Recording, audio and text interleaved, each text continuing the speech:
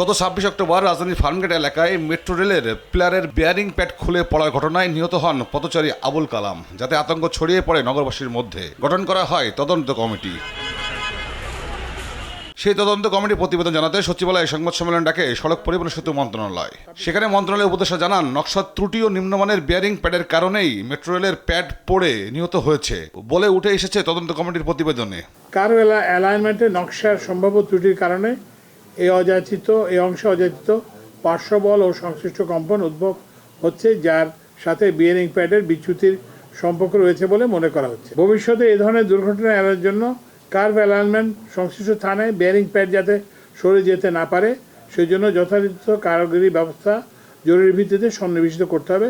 একমাত্র RFL class pipe নিশ্চিত করে প্রতি ইঞ্চিতে সঠিক থিকনেস ও সঠিক মাপ। পাইপের বস, না কিনলে লস। তদন্ত কমিটির সদস্যরা জানান, দুর্ঘটনায় নাশকতামূলক কর্মকাণ্ডের কোনো প্রমাণ পায়নি কমিটি। দুর্ঘটনায় খুলে পড়া দুটি বেয়ারিং প্যাড পরীক্ষা করে নিম্নমানের প্রমাণও মেলে।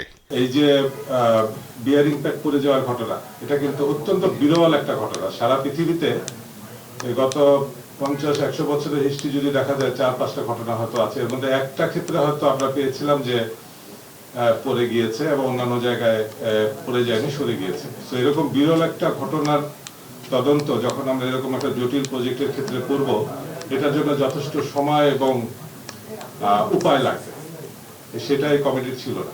মেট্রো রেল চলাচলে কোনো ঝুঁকি নেই বলে জানান তদন্ত কমিটির সদস্যরা। তৌফিক মাহমুদ মুন্না, দেশ টিভি, ঢাকা।